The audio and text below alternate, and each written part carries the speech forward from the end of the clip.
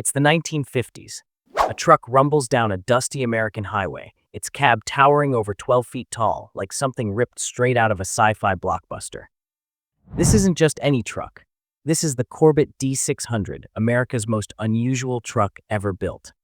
Now imagine a sleeper bunk jammed under the windshield, inches from a roaring diesel engine, or a cab so wild it could seat an entire crew. For decades, this mechanical oddity was shrouded in mystery, a forgotten relic of a bygone era. But today, the secret's out. We're peeling back the curtain on what makes the D600 so bizarre, so brilliant, and why it's a legend lost to time.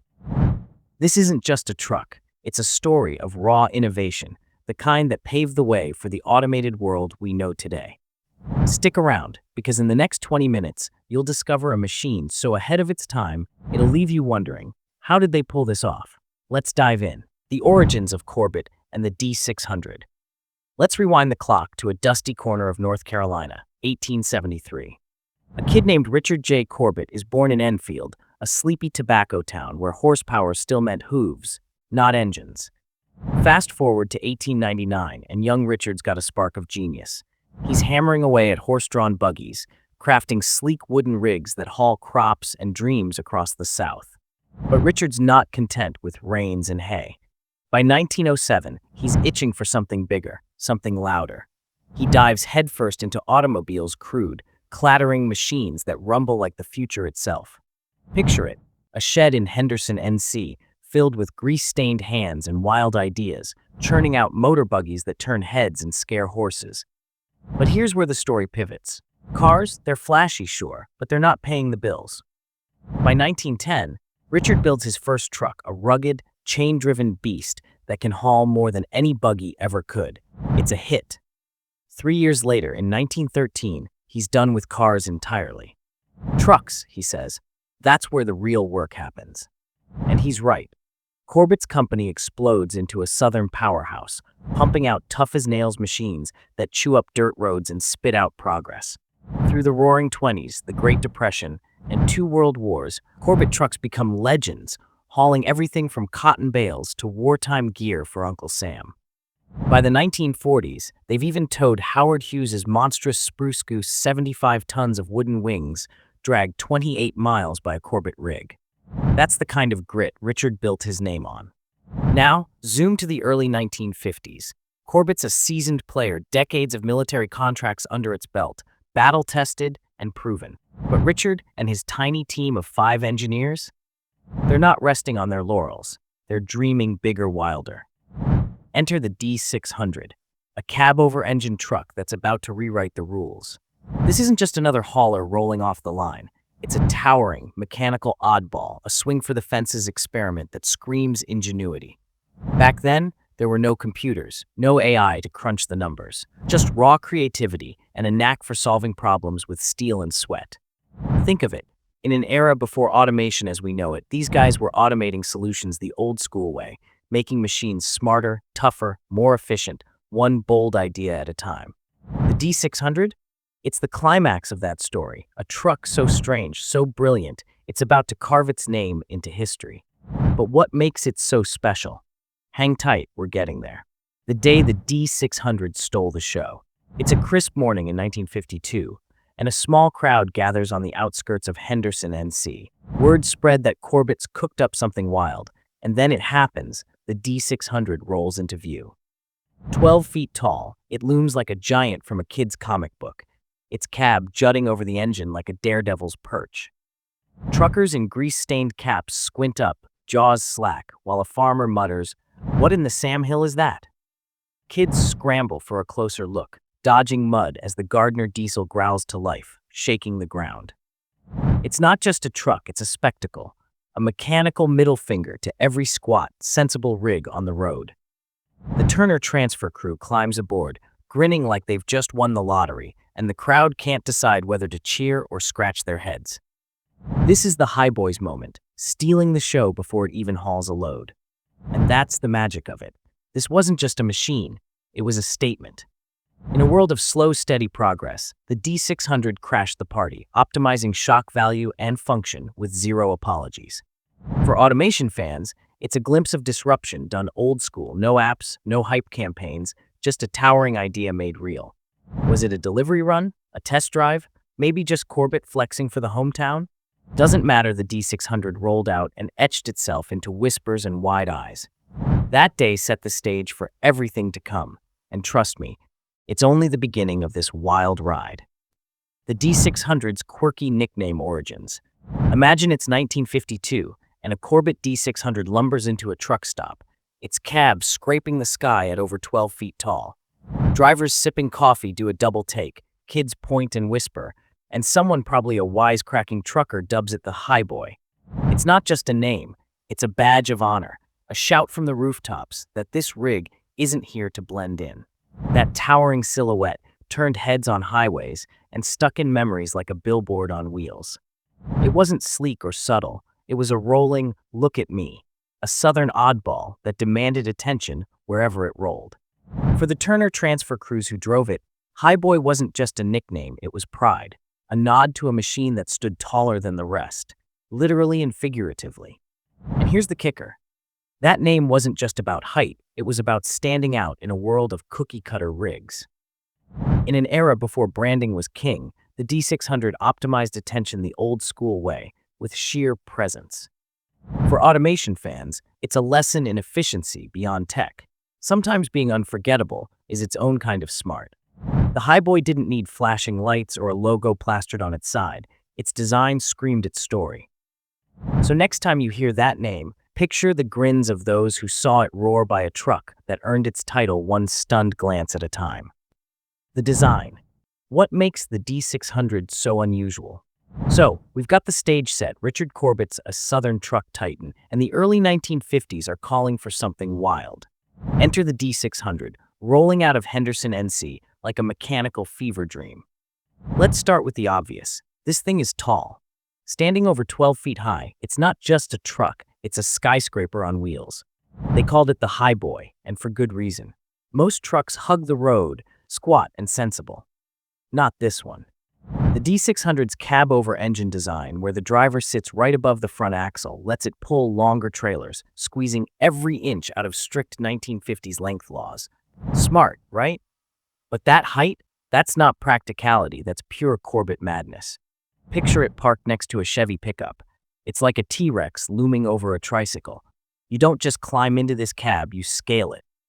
Now let's talk about the real jaw-dropper, the sleeper compartment. Buckle up, because this is nuts. Imagine you're a trucker, it's 2 a.m. and you're pulling over for some shut-eye. Where's your bed?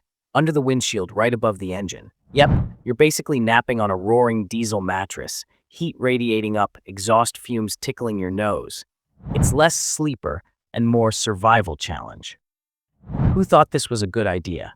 Corbitt did, that's who. They stuffed that bunk into the tightest nook imaginable, proving they'd bend physics itself to fit comfort into a cab this short. Crazy?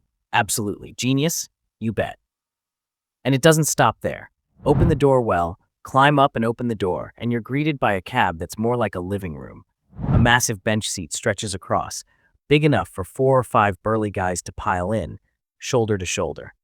This wasn't a solo driver's rig. It was built for crews tough as nails haulers dragging oversized loads across state lines.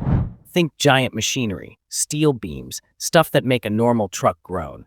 The D600 didn't just carry cargo, it carried the whole team, like a rolling command center. Under the hood, or under the cab, technically, it's got another surprise. A British Gardner diesel engine. Not a Cummins, not a Detroit, none of your typical American muscle. This was a rare, imported beast, picked for its efficiency and grunt. Corbitt wasn't messing around. They wanted power that could move mountains without guzzling gas like a frat party. It's a bold flex, slapping a foreign engine into an American icon, and it screams confidence. Here's the kicker. They didn't mass-produce this thing. Only about 10 D600s ever hit the road, each one custom-ordered for Turner Transfer, a North Carolina outfit that hauled heavy machinery like it was their religion. This wasn't some assembly line job, it was precision engineering, built to solve a specific problem with surgical accuracy. And that's where the automation angle kicks in.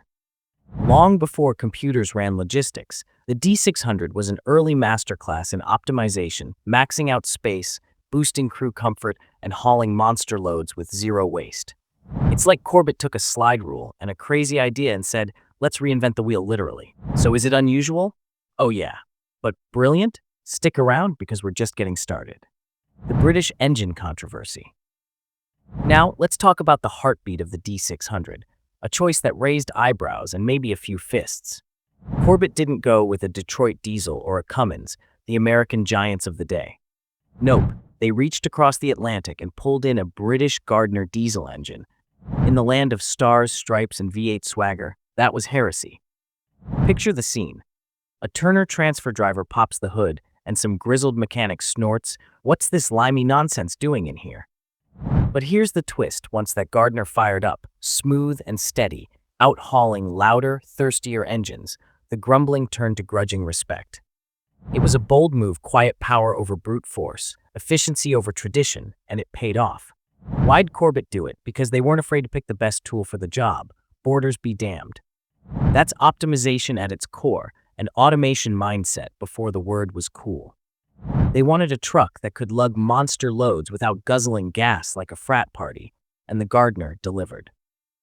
It's a little controversy that tells a big story. The D600 wasn't just weird on the outside, its soul was a rebel too. So while the purists might have sneered, the results shut them up, a British heart in an American icon, proving innovation doesn't care where the map points. The secret revealed, why it's a legend. All right, we've climbed the Highboy's ladder, peeked into its bonkers sleeper, and marveled at its crew-hauling cab. But you've been patient, and it's time for the big reveal. So what's the secret behind the Corbitt D600? Was it just a freak of design, a wild one-off stunt? Nope. This truck was a pioneer, a rebel with a cause, solving a problem that had truckers and regulators locked in a tug-of-war. Here it is. The D600 cracked the code on fitting a sleeper into a cab so short it shouldn't have been possible, all because of some crazy strict laws in the 1950s. That's right, this towering oddball wasn't just weird for kicks. It was a game changer. Let's set the scene. It's the early 50s. America's booming, highways are buzzing, and truckers are hauling everything from steel to soybeans. But there's a catch. The US government's got these ironclad rules: total truck length, capped at 55 feet, trailer length, maxed out at 45 feet. That leaves a measly 10 feet for the cab and engine. Operators are screaming, "We need longer trailers for bigger loads." But the law says no dice. So what do? You shrink the cab, make it tighter, leaner, meaner. Problem is, truckers still need a place to sleep on those cross-country runs. Enter Corbitt, stage left, with a wild grin and a wrench in hand. Their solution? Pure engineering sorcery. They didn't just slap a bunk into the D600 like an afterthought. They reimagined the whole layout, shoved that sleeper under the windshield, stacked it over the engine, and somehow made it work in a cab shorter than a modern minivan. Picture the big dogs, Peterbilt, Kenworth, scratching their heads while this tiny North Carolina outfit runs circles around them. It's David versus Goliath, but with grease and gears. Corbitt proved you didn't need a corporate empire to outthink the giants, you just needed guts and a crazy good idea. That's the secret. The D600 wasn't a gimmick. It was a brilliant fix to a real-world puzzle, born from necessity and a refusal to back down. Fast forward to today, and this truck's a unicorn. Only about 10 were ever built, and just one survives, lovingly preserved by the Corbitt Preservation Association in Henderson, NC. It's a relic, a lone survivor from a time when bold ideas didn't need a focus group to get the green light. You can almost hear it whispering through the rust. I was here, and I mattered. And it did. In an era before computers ran the show, the D600 was automation in its rawest form, optimizing space, boosting efficiency, and keeping humans and machines in sync, all with nothing but steel, sweat, and a slide rule. That's why it's a legend, not just for what it was, but for what it dared to be. And trust me, its story's not over yet. The drivers who tamed it. Meet the unsung heroes of the D600 story, the drivers who climbed into that towering cab and made it sing. These weren't your average lone wolf truckers. They were crews, bands of brothers with calloused hands and steel nerves, hauling heavy machinery for Turner Transfer like it was a calling. Picture 5 guys crammed onto that massive bench seat, laughing over the rumble of the Gardner diesel, swapping stories while the sleeper bunk overhead baked in engine heat. They weren't just moving cargo, they were taming a beast, wrestling a 12-foot-high oddity down winding roads with loads that make a modern semi tremble. These were the kind of men who'd sleep inches from exhaust fumes and call it a good night, tough, fearless, and a little crazy. For them, the D600 wasn't just a truck, it was a partner, quirks and all. They were the human software, adapting to a machine that demanded as much grit from them as it gave in return. In a way, they automated the chaos, mastering a rig that defied convention to get the job done. Their stories are lost to time, but you can almost hear their voices in the wind, bragging about the Highboy like it was family. Without them, the D600's legend would have stayed on paper. So here's to the drivers who gave it life, one dusty mile at a time. The what-if scenario. If Corbitt had survived, close your eyes and imagine a world where Corbitt doesn't shut down in 1954. The D600's just the beginning, a weird, wonderful prototype that sparks something bigger. Picture the 60s. Corbitt doubles down, tweaking the Highboy into a sleeper cab beast that rivals Kenworth's best, maybe even adds a second bunk or a wilder layout. By the 80s, they're pioneers, not relics, maybe tossing in early hydraulics or modular designs that blow minds. Fast forward to today, and who knows?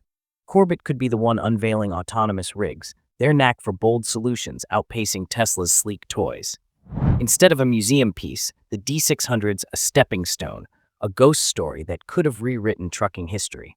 It's a tantalizing what-if, a tiny southern outfit turned titan, all because they dodged that fatal blow.